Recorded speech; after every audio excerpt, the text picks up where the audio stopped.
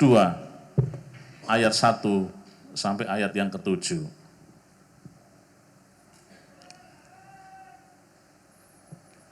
Saya akan membaca untuk ibu bapak dan saudara-saudara semuanya.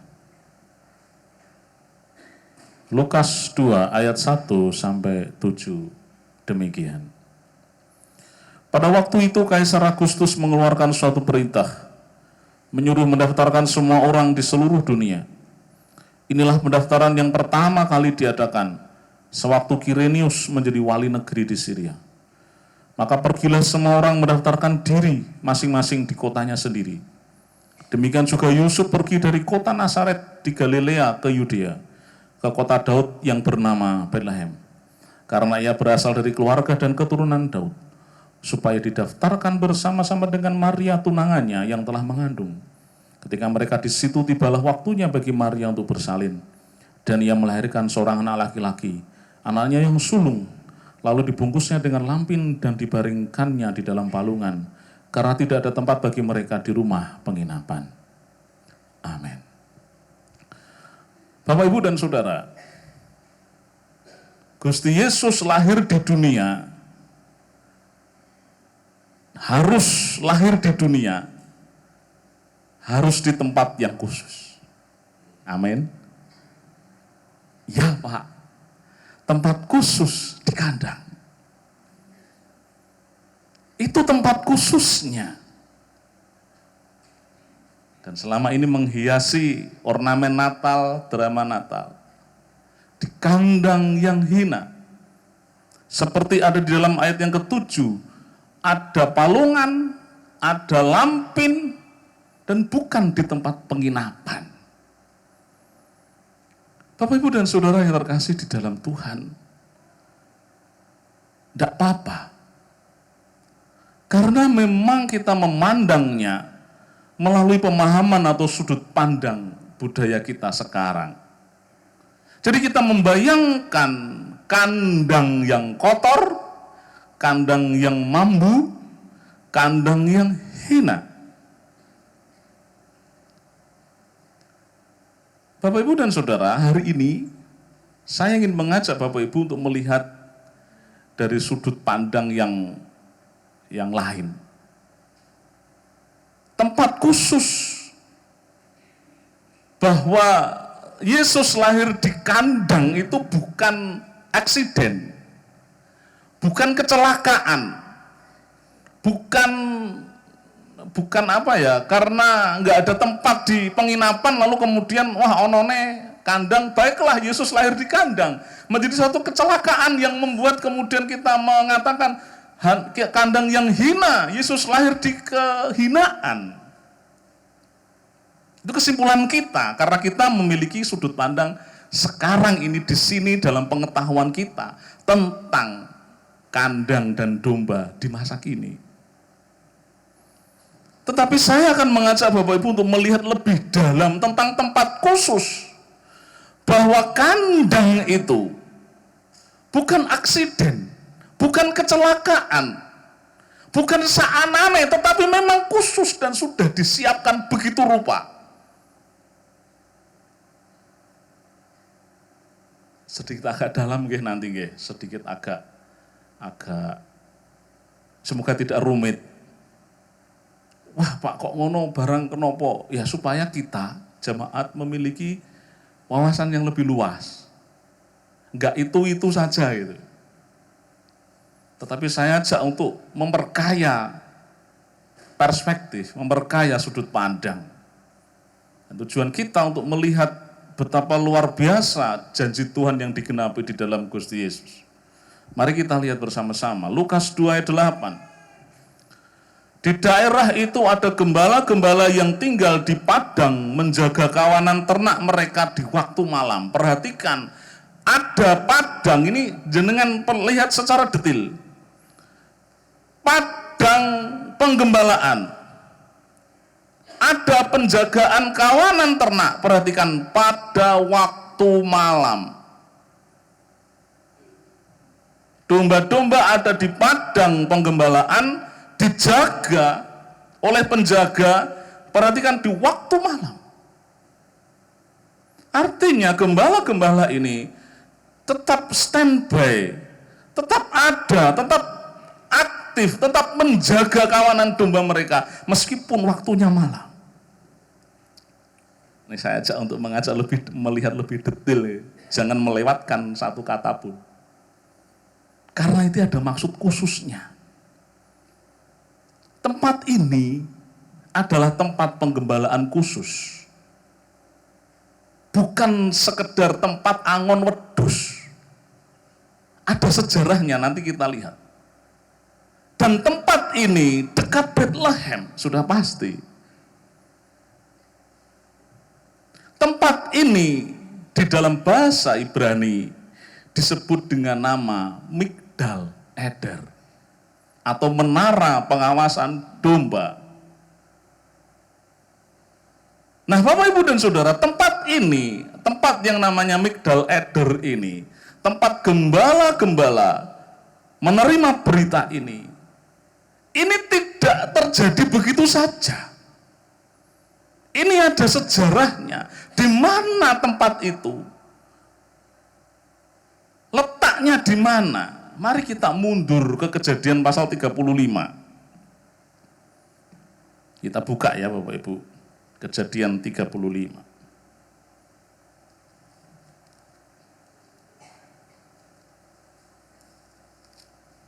Wah Pak Natalan dijak dulu abot-abot kayak gini.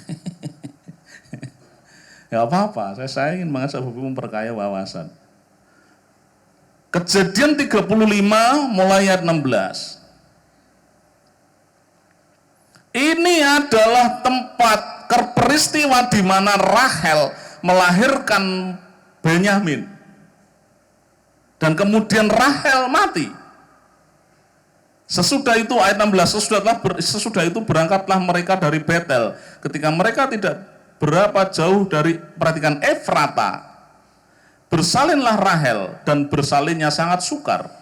Sedang ia sangat sukar bersalin, berkatalah bidan kepadanya, janganlah takut, sekali ini pun anak laki-laki yang kau dapat. Dan ketika ia hendak mengembuskan nafas, sebab ia mati kemudian, diberikanlah nama Ben-Oni kepada anak itu.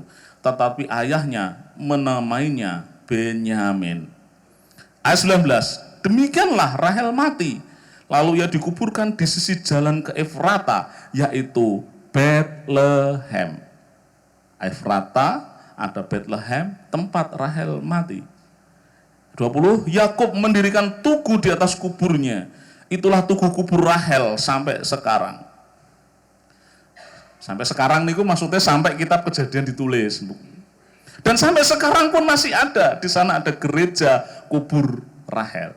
Nek jenengan pernah sampai ke Israel. Ayat 21, sesudah itu berangkatlah Israel, Yakub, lalu memasang kemahnya di seberang Migdal Eder. Migdal Eder ini bahasa Ibrani artinya menara penjaga kawanan domba. Dan Migdal Eder itu tempatnya di dekat Bethlehem, di Efrata. Migdal Eder adalah menara penjagaan domba. Tempatnya di dekat Bethlehem. Dicatat ya Bapak. Jadi itulah tempatnya. Jadi inilah tempat di mana gembala menerima berita kelahiran Yesus. Kalau kita kaitkan, nanti kita bahas DPA aja. Ada kaitannya dengan Rahel. Rahel itu artinya biri-biri betina. Dan ini tempat penjagaan domba. Nah Bapak Ibu, ini dibatasin dulu dengan pita. Tempat ini disebut oleh Nabi Mika. Mari kita lihat Mika. Pasal 4, ayat 8. Mika 4, ayat 8. Bisa ditayangkan ya. Nah. Dan engkau, hai menara kawanan domba, Migdal Eder, hai bukit putri Sion, kepadamu akan datang dan akan kembali pemerintahan yang dahulu kerajaan atas putri Yerusalem. Ini bernubuat tentang kedatangan pemerintahan dari surga, yaitu yang ada di dalam Gusti Yesus. di mana pemerintahan itu akan dimulai dari menara kawanan domba atau Migdal Eder yang kita sebut di dalam Kejadian pasal 35 tadi, bahwa disitulah nanti menurut nubuat Nabi Mika Mesias akan dilahirkan. Hai engkau menara kawanan domba, Migdal Eder, hai bukit Putri Sion, kepadamu akan datang dan akan kembali pemerintahan yang dulu, kerajaan atas Putri Yerusalem. Ini menunjuk kepada Mesias. Jadi sudah dinubuatkan bahwa Mesias iku engko tekone ning gone menara kawanan domba ning Migdal Eder. Ayat pasal yang kelima, ini kitab Nabi Mika, ayat 1. Mika 5 ayat 1. Tetapi engkau, hai Betlehem Efrata, hai yang terkecil di antara kaum-kaum Yehuda, daripadamu akan bangkit bagiku seorang yang akan memerintah Israel, yang pemuraannya sudah sejak purbakala, sejak dahulu kala. Jadi Mesias ingku lair ning Betlehem Efrata. Dan Migdal Eder, menara kawanan domba, ikungko sing tok berita lahirnya Mesias. Dari sana akan datang kembali pemerintahan. Ini kan menarik Bapak Ibu. Dan perhatikan, kita kembali, sampun nggih, berarti ini kan sudah dinubuatkan. Tempatnya presisi, nubuatnya presisi. Lalu kita kembali kepada Lukas pasal 2. Dan perhatikan ayat 8 Lukas 2. Di daerah-daerah itu ada gembala-gembala yang tinggal di padang menjaga kawanan ternak mereka pada waktu malam. Ini Migdal Eder. Ini menara kawanan domba, di mana gembala-gembala bekerja 24 jam. Kenapa bekerja 24 jam di Migdal Eder? Kenapa dijaga sampai malam kawanan domba ini? Nah, ini menariknya. Dalam perkembangan selanjutnya di abad pertama, dalam perkembangan agama Yahudi, Migdal Eder, tempat penggembalaan domba yang tadi disebut di Kejadian 35, tempat Rahel mati dan dikuburkan, yang disebut oleh Kanjeng Nabi Mika sebagai tempat untuk lahirnya Mesias. Pada abad pertama, Migdal Eder menjadi tempat kawanan khusus penggembalaan. Hanya domba-domba khusus yang digembalakan di sana, tidak boleh tercampur dengan domba biasa. Kenapa? Karena di Migdal Eder, kawasan Migdal Eder itu, menara pengawasan domba itu, termasuk di dalamnya Betlehem, adalah tempat untuk mempersiapkan domba-domba yang akan dipersembahkan ke bait Allah. Jadi secara gampangnya Migdal Eder, kawanan domba, penjaga padang, tempat menjaga kawanan ternak yang disebut di dalam Lukas 2 ayat 8. Migdal Eder itu adalah pemasok domba-domba yang akan dipersembahkan di bait Allah untuk korban penebusan dosa. Makanya dijaga 24 jam.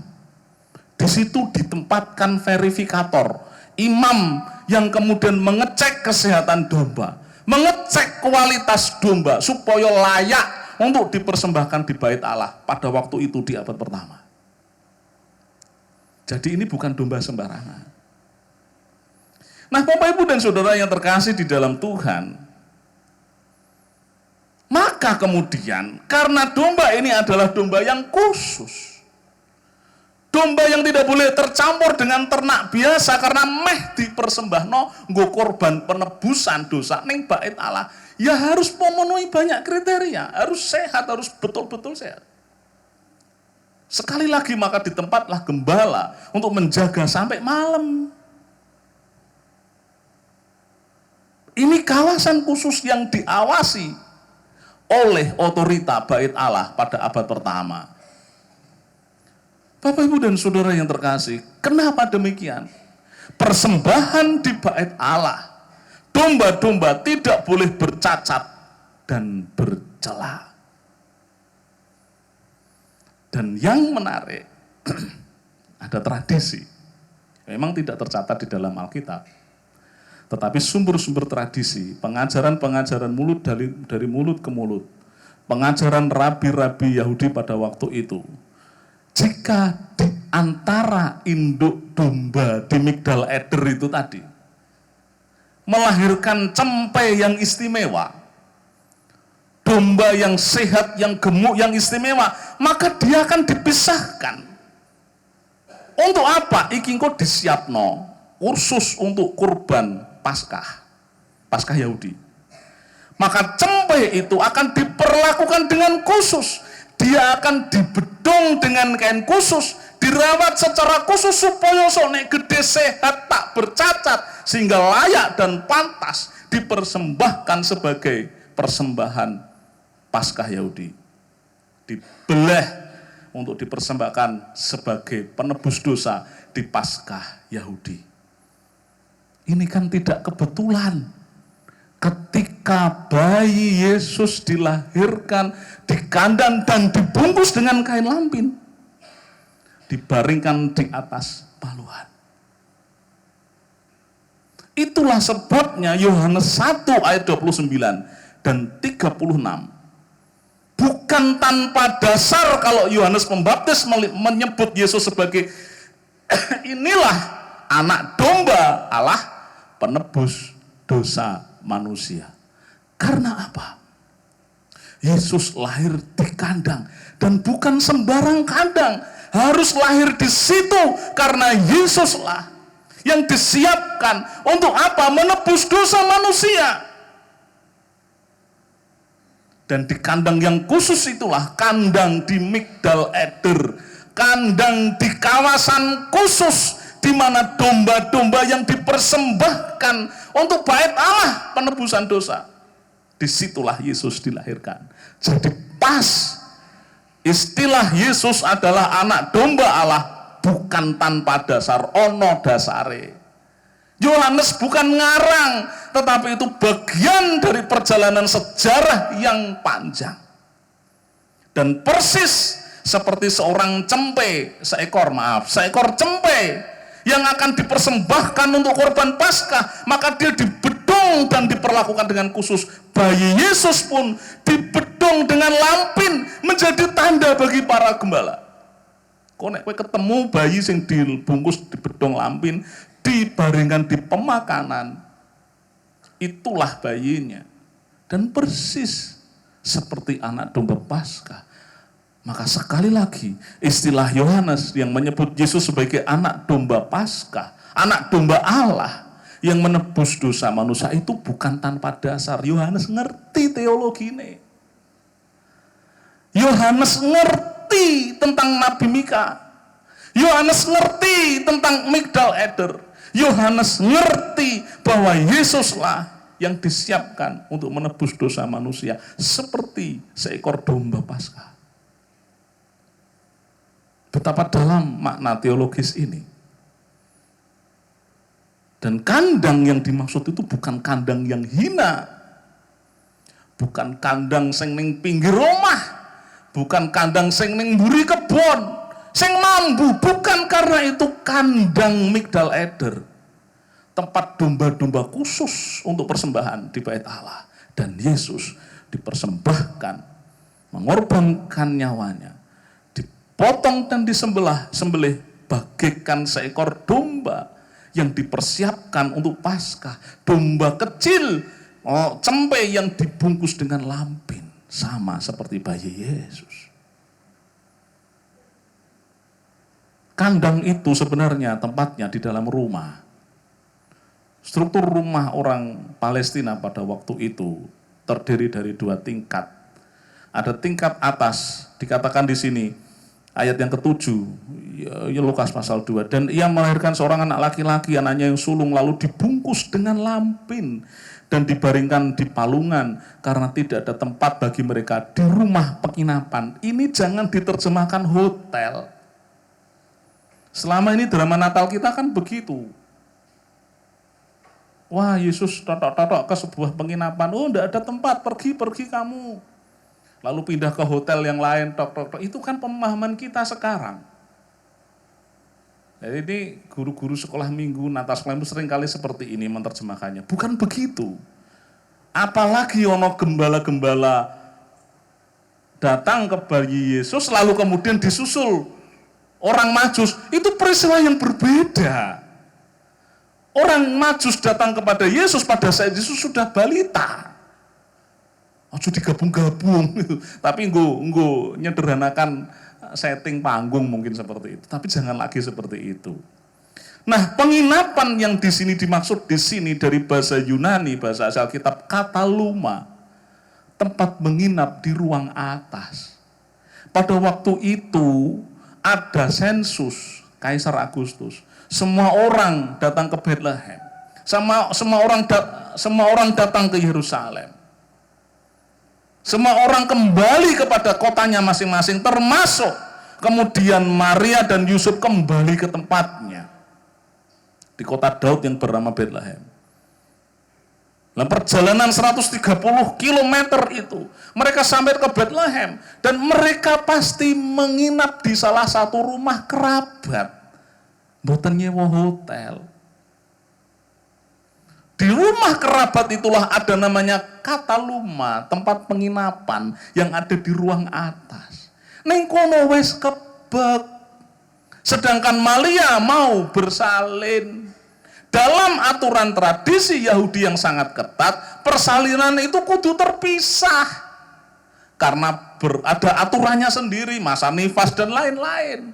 Sedangkan iki ruang atas penginapan kataluma niku pun kebek. Kan gak mungkin Maria bersalin di situ. Nanti gimana dengan cairan nifasnya dan lain bersinggungan dengan orang banyak. Itu menurut hukum tradisi Yahudi pada waktu itu gak boleh. Maka satu-satunya jalan adalah nengisor gondomba. Jadi orang tak usir kowe wis kebak iki kamare nganu apa ning hotel. Enggak begitu nggih. Wah, iku lho ana kandang ning kono terus digambarkan ning gubuk reot, mambu, kedinginan. Enggak begitu.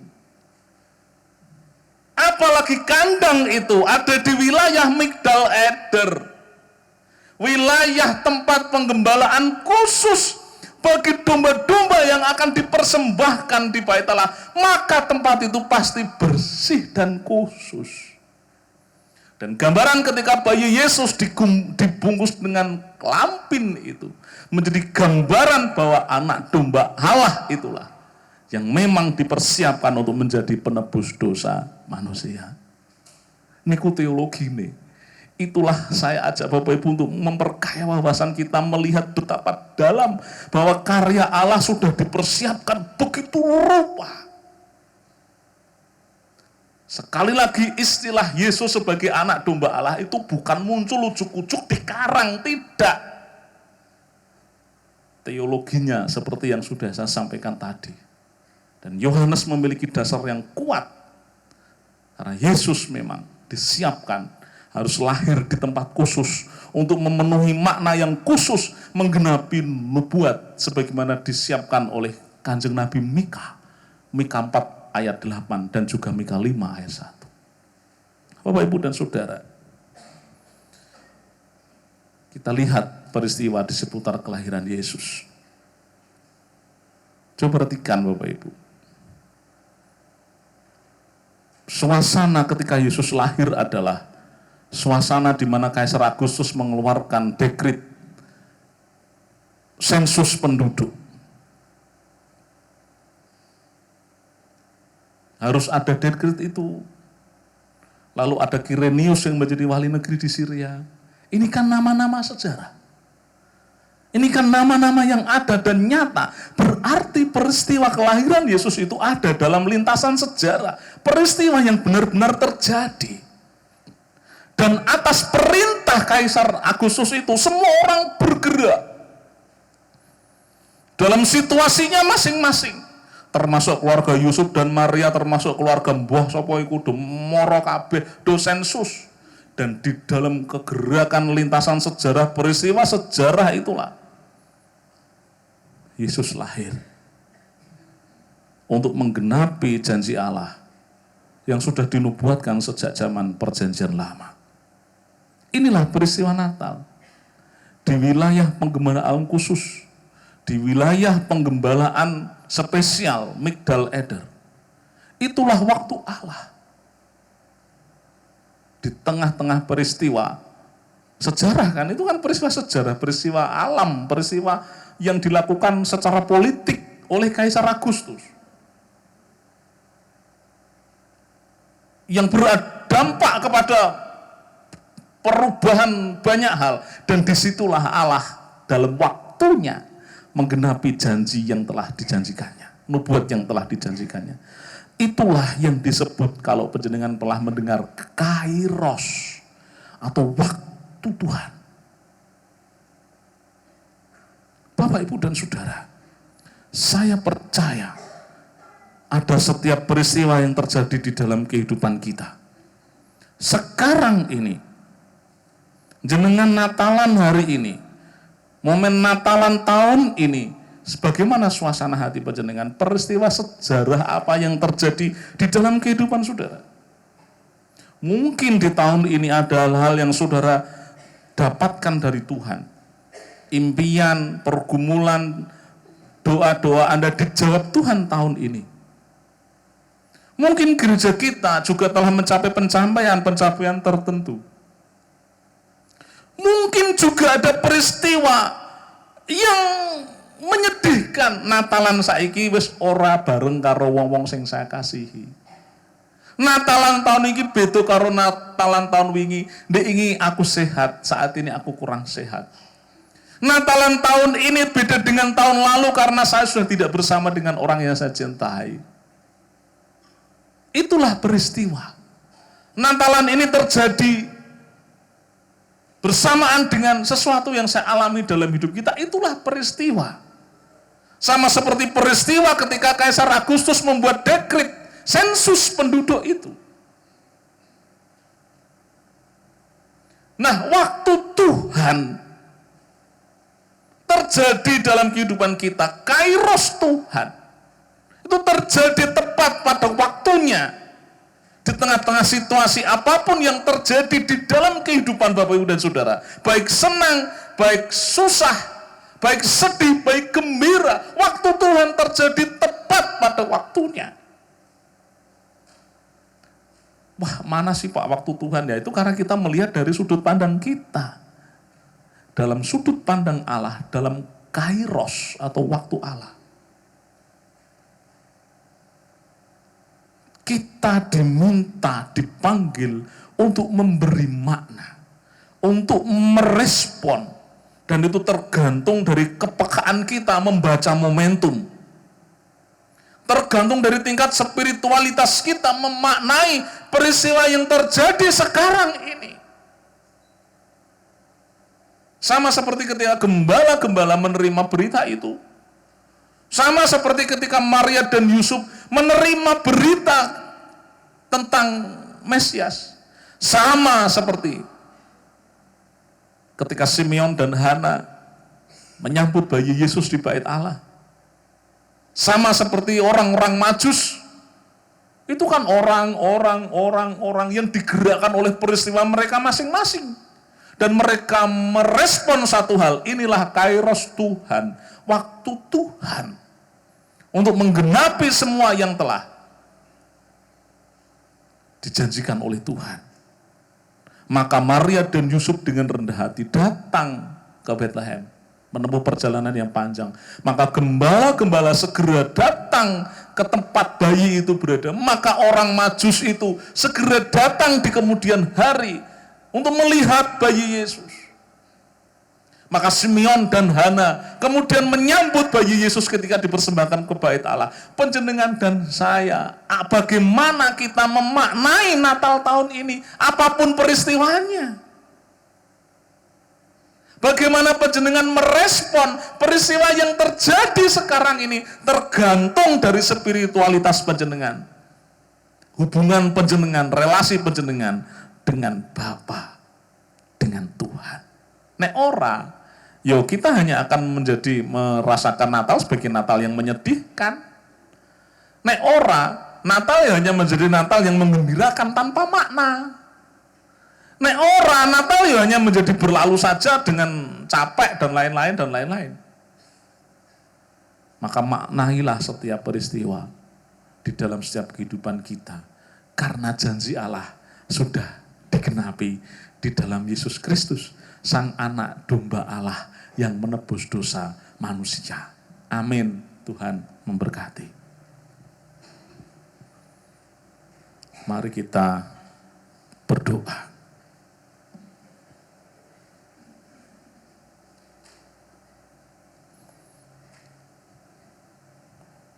Syukur kepada Allah yang telah menggenapi janji-janjinya di dalam Yesus Kristus. Yesus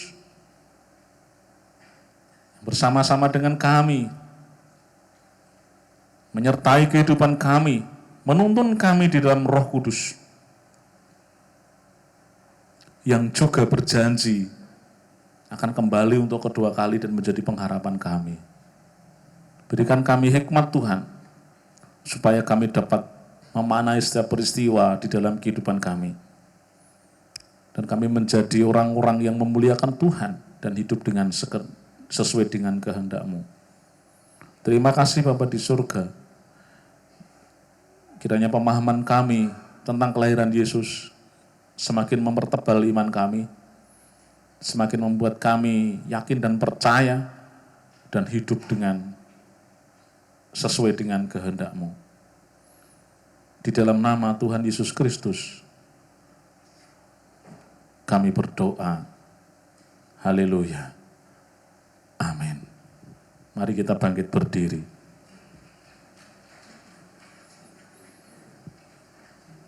Bersama dengan orang percaya di muka bumi dan di sepanjang segala abad, kita merespon firman Tuhan dan meneguhkan iman kita dengan mengucapkan pengakuan iman rasuli. Pengakuan iman rasuli. Aku percaya kepada Allah Bapa yang Maha Kuasa, Khalik langit dan bumi, dan kepada Yesus Kristus anaknya yang tunggal Tuhan kita, yang dikandung daripada Roh Kudus, lahir dari anak darah Maria, yang menderita di bawah pemerintahan Pontius Pilatus, disalibkan, mati dan dikuburkan, turun ke dalam kerajaan maut. Pada hari yang ketiga, bangkit pula dari antara orang mati, naik surga, duduk di sebelah kanan Allah Bapa yang Maha Kuasa, dan akan datang dari sana untuk menghakimi orang yang hidup dan yang mati. Aku percaya kepada Roh Kudus, gereja yang kudus dan am, persekutuan orang kudus, mengampuni dosa, kebangkitan daging, dan hidup yang kekal. Amin. Sidang jemaat, silahkan duduk.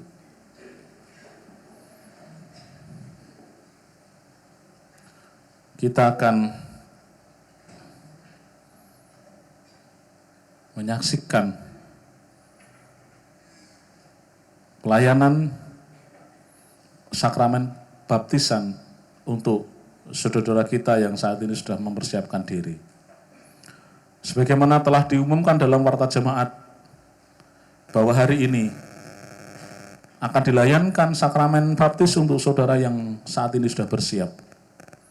Tuhan Yesus sebelum kenaikannya ke surga telah berpesan kepada para murid, "Kepadaku telah diberikan segala kuasa di surga dan di bumi.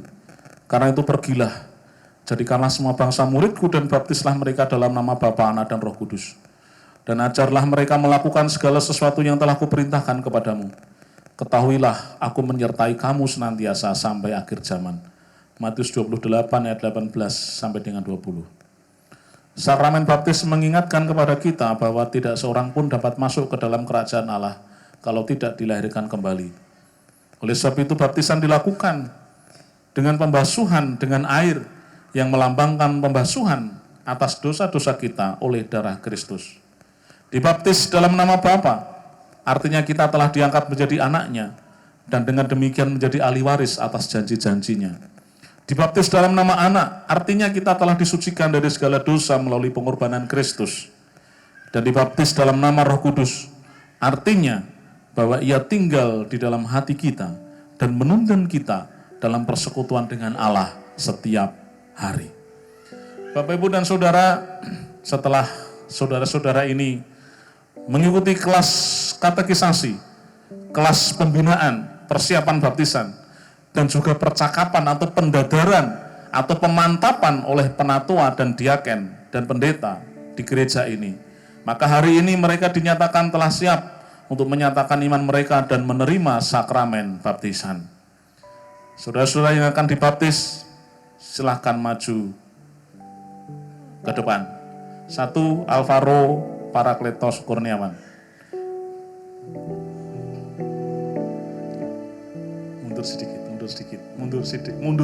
Mundur ya, sedikit terus lagi 1 langkah. Stop. Christian Gavrila Putra.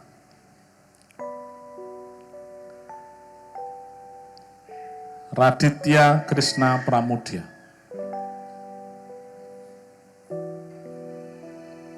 Timothy Viko Pramono.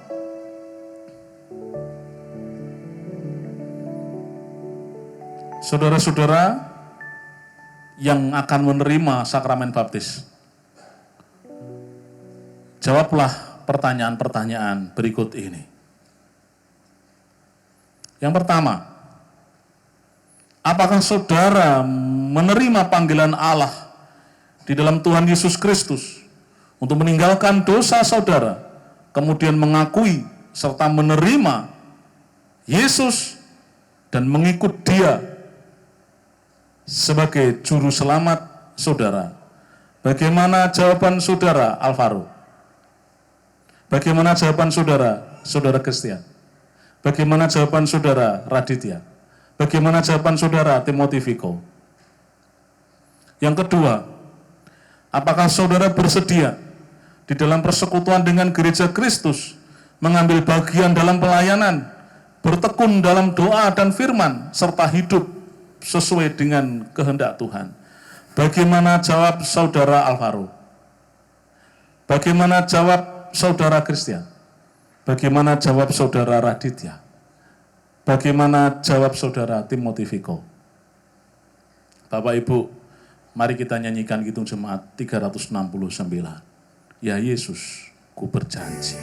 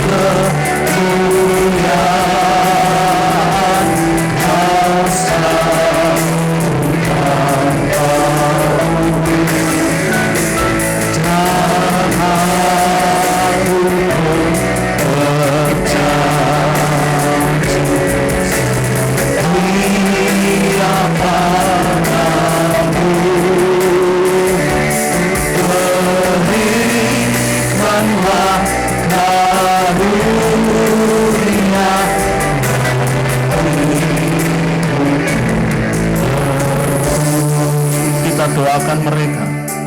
Bapa di dalam surga, kami serahkan anak-anak-Mu ini di hadapan tangan Tuhan. Engkau berkatilah mereka, siapkanlah hati mereka untuk menerima tanda baptis ini. Biarlah mereka menjadi anak-anak Tuhan yang setia. Biarlah mereka mengikut Tuhan dengan teguh. Biarlah mereka peka kepada pimpinan Roh Kudus, sehingga hidup mereka memuliakan Tuhan. Dan teguhkanlah dan kuatlah mereka hari ini. Di dalam nama Tuhan Yesus Kristus kami berdoa dan percaya. Haleluya. Amin. Jemaat silahkan duduk.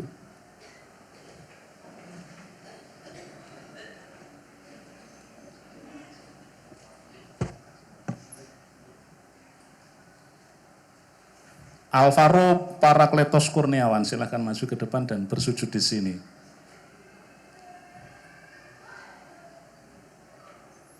Tangannya di sini. Ya. Alvaro Parakletos Kurniawan, aku baptiskan engkau di dalam nama Bapa, Anak dan Roh Kudus. Kiranya Allah damai sejahtera menguduskan kamu seluruhnya, dan semoga roh, jiwa, dan tubuhmu terpelihara sempurna tanpa cacat pada kedatangan Tuhan kita Yesus Kristus. Ia yang memanggil kamu adalah setia, Ia juga yang akan menggenapinya. Amin. Nama baptisnya Barnabas, biarlah dia menjadi anak penghiburan.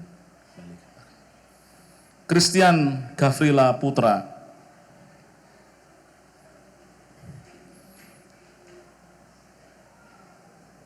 Christian Gavrila Putra, aku membaptiskan engkau di dalam nama Bapa, Anak, dan Roh Kudus.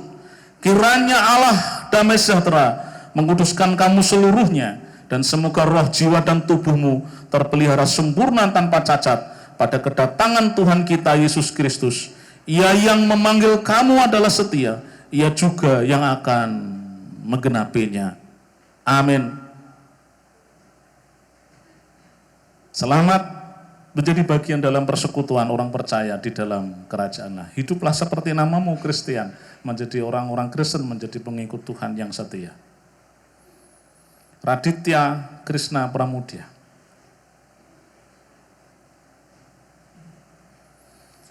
Raditya Krishna Pramudya, aku baptiskan engkau di dalam nama Bapa, Anak, dan Roh Kudus.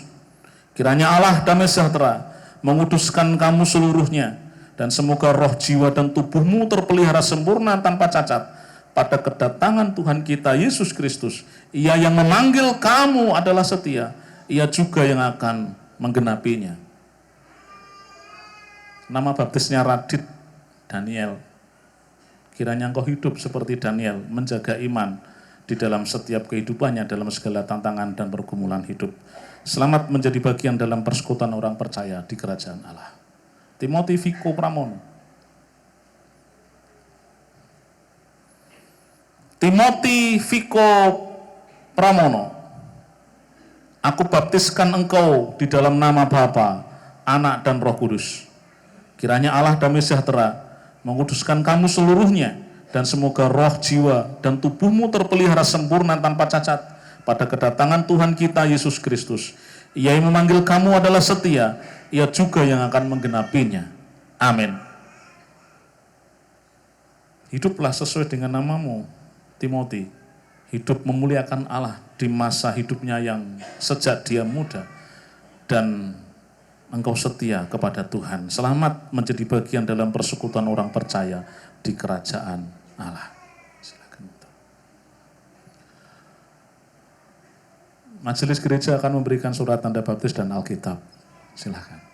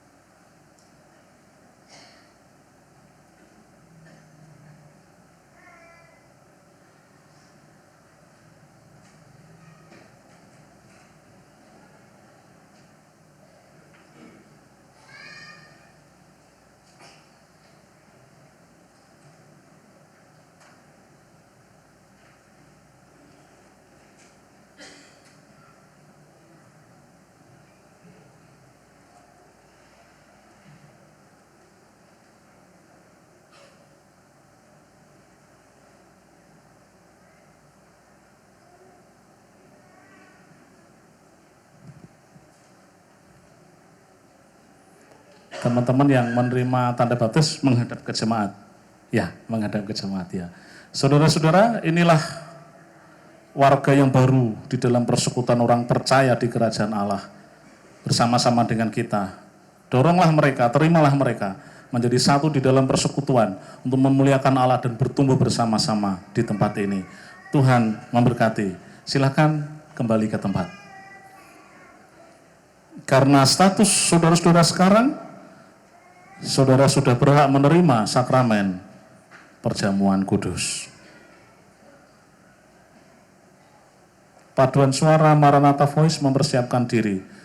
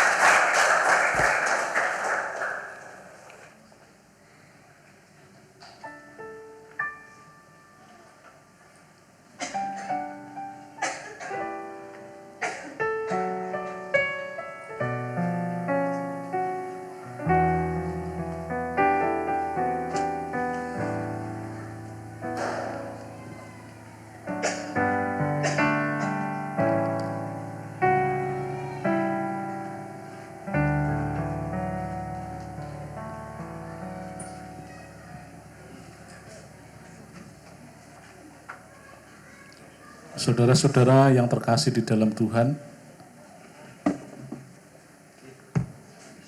dalam kebaktian ini kita akan menerima sakramen perjamuan kudus berdasarkan amanat Tuhan Yesus Kristus yang menghendaki agar gerejanya selalu memperingati kematian dan kebangkitannya.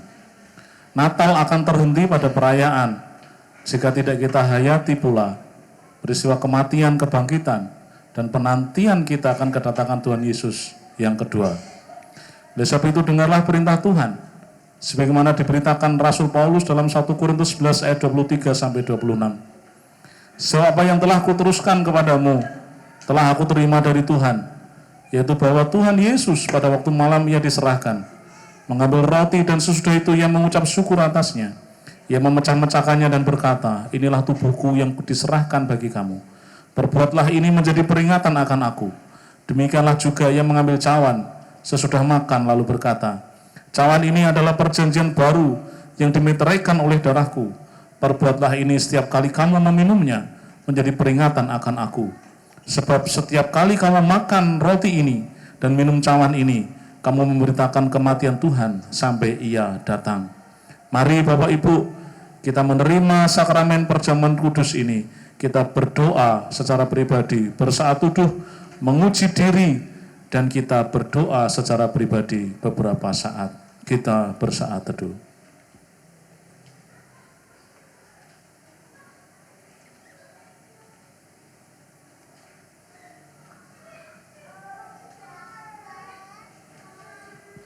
Ya Tuhan, pimpinlah kami dengan roh-Mu, supaya kami dapat memahami dan menghayati kabar keselamatan yang diberitakan melalui pelayanan perjamuan kudus ini.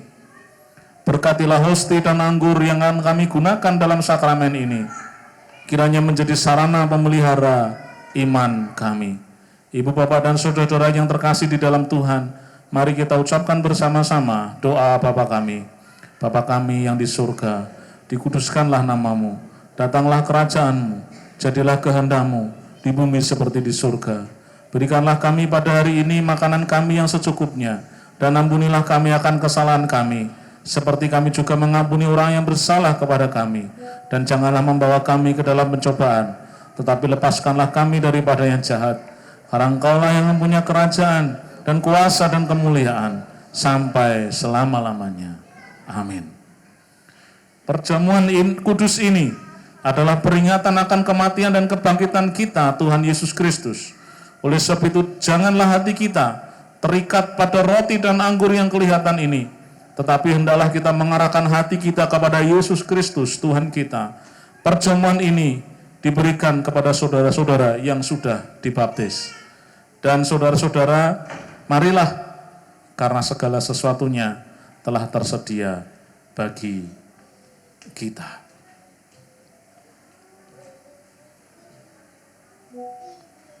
Roti yang dipecah-pecahkan ini adalah persekutuan dengan tubuh Kristus.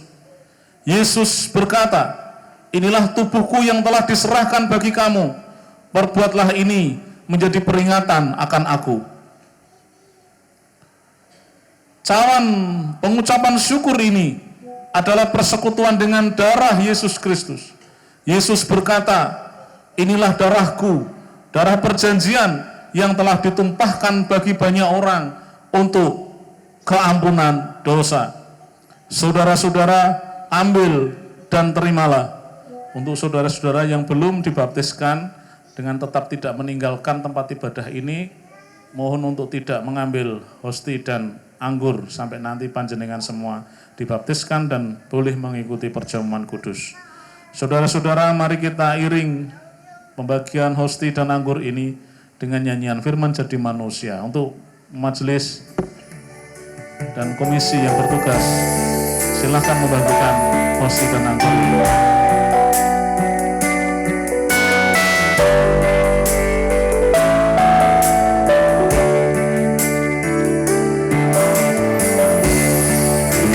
Jadi manusia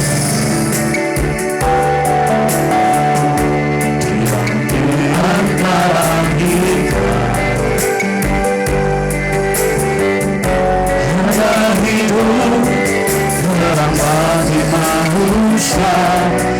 Engkau datang bagi kemuliaan-Mu,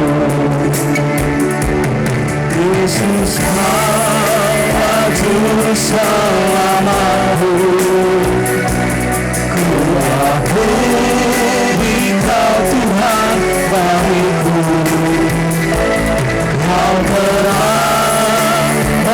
saat berlaku,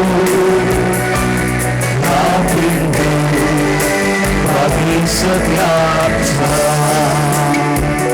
Sekali lagi kita nyanyikan. Menjadi manusia di antara kita ada hidup terang bagi manusia. Engkau datang bagi kepunyaanmu. Yesus Allah juru selamatku, ku akui kau Tuhan bagiku.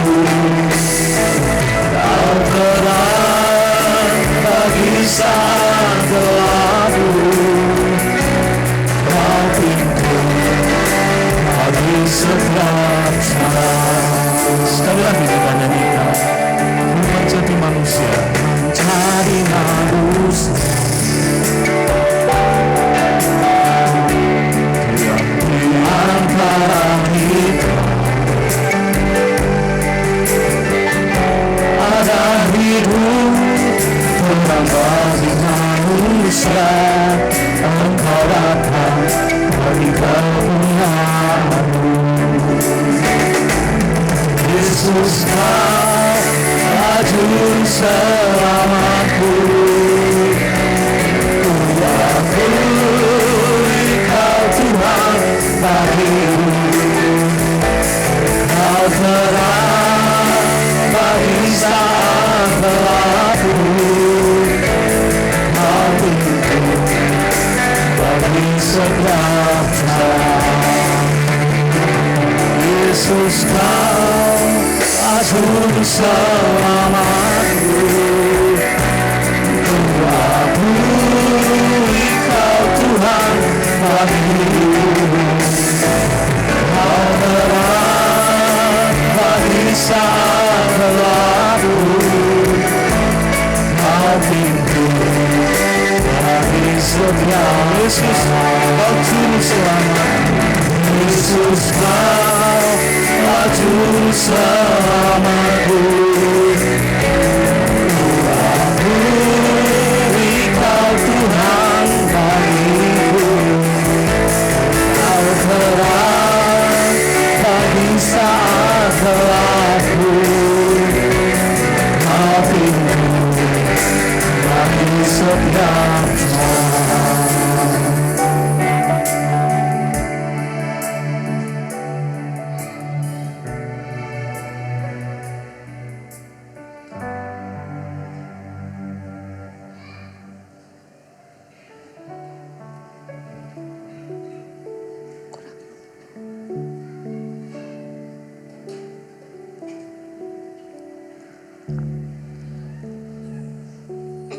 Yang di lantai atas sudah Pak Toto, yang di sekolah minggu sudah. Bapak Ibu, apakah ada yang terlewat menerima hosti? Jika tidak, mari kita buka cup hostinya.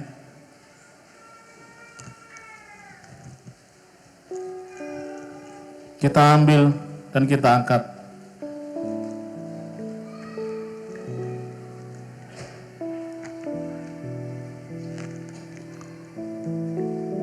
Sambil mengingat dan percaya bahwa tubuh Tuhan kita Yesus Kristus telah diserahkan bagi keselamatan kita.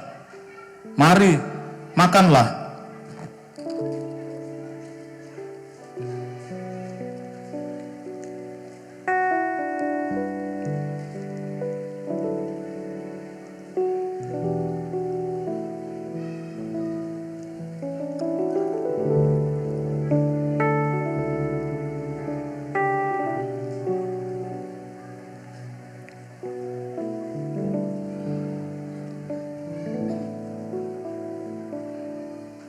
Kita buka cup anggurnya, hati-hati dan pelan-pelan supaya tidak tumpah.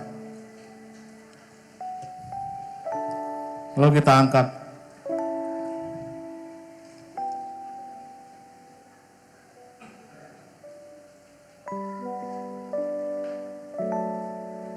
sambil mengingat dan percaya bahwa darah Tuhan kita Yesus Kristus telah tercurah bagi penebusan dosa kita.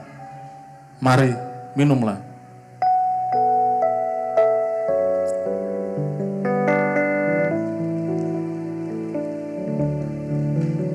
Kita bangkit berdiri bersama-sama.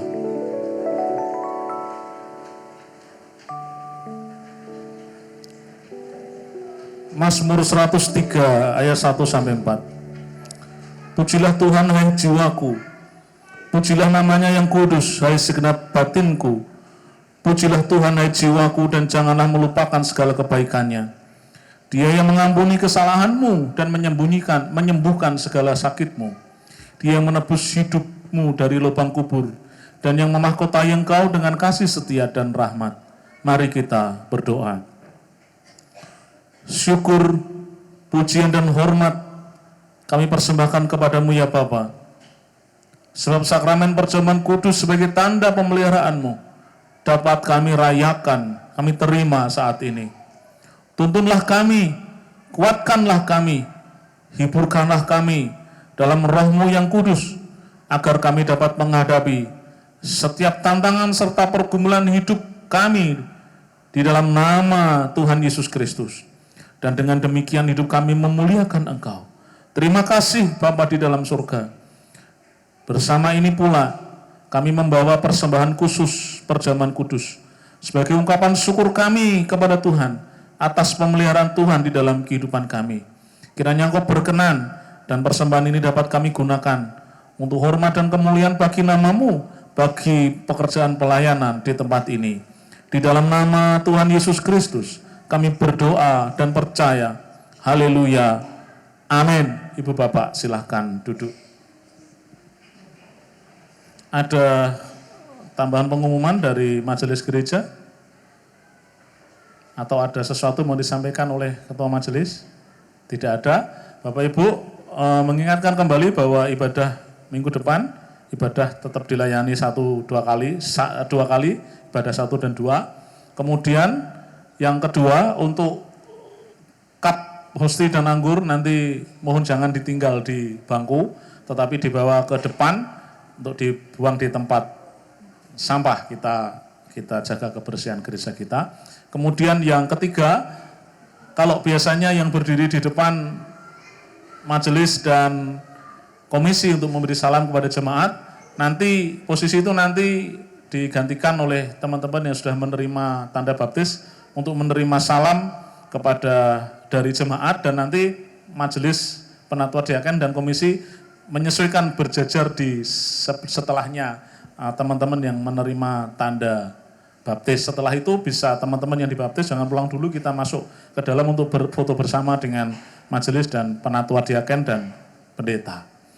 Demikian, jika tidak ada lagi yang ditambahkan dari pengumuman, mari Bapak Ibu sekali lagi kita berdoa menaikkan syukur kita kepada Tuhan atas ibadah ini. Mari kita berdoa. Terima kasih untuk ibadah ini ya Bapa. Engkau ada bersama-sama dengan kami dari awal hingga penghujung ibadah ini. Dan biarlah nama-Mu dimuliakan. Kalau sebentar kami akan pulang untuk merayakan Natal bersama dengan keluarga kami. Kami mohon pimpinan dan pemeliharaan-Mu di dalam perjalanan kami. Berkatilah kami, hadirlah bersama-sama dengan kami. Kami doakan keluarga-keluarga, pribadi demi pribadi, supaya di Natal kami ada persekutuan yang penuh dengan sukacita, ada pemulihan, ada rekonsiliasi, sehingga nama-Mu dimuliakan. Berkat Tuhan nyata bagi setiap keluarga di jemaat-Mu di tempat ini. Terima kasih Bapa di dalam surga. Kami percayakan hidup kami sepenuhnya kepada Tuhan.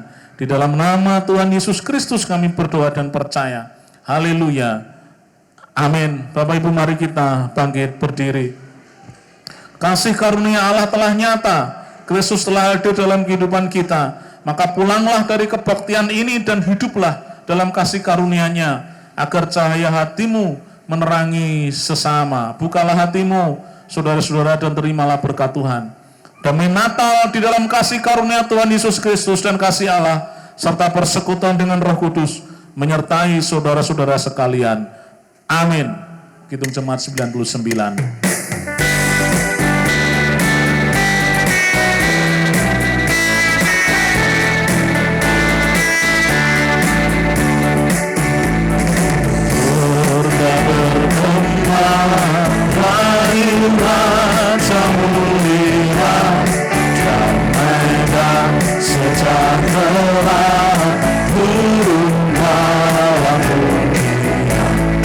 Bangsa-bangsa bangkitlah dan bersoraklah serta melakukan kabar baik. Lahir Kristus telah ajaib, kita surga bergema. Lahir Raja Mulia.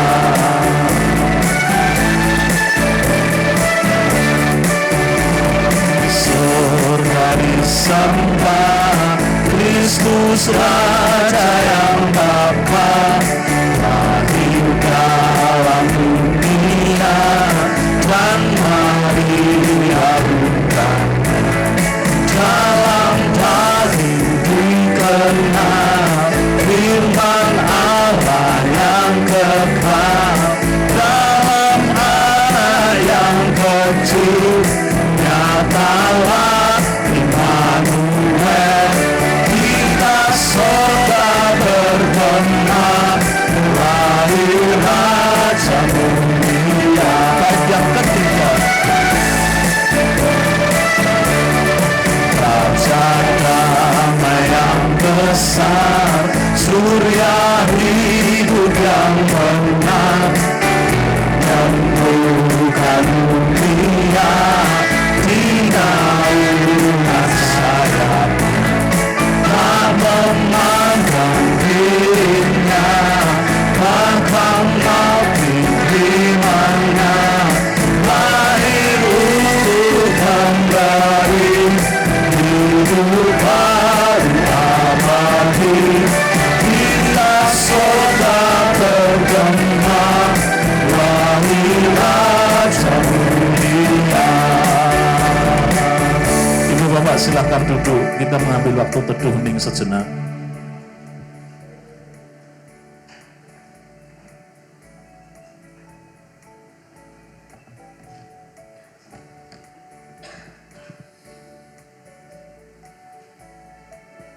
Ibadah selesai, selamat Natal.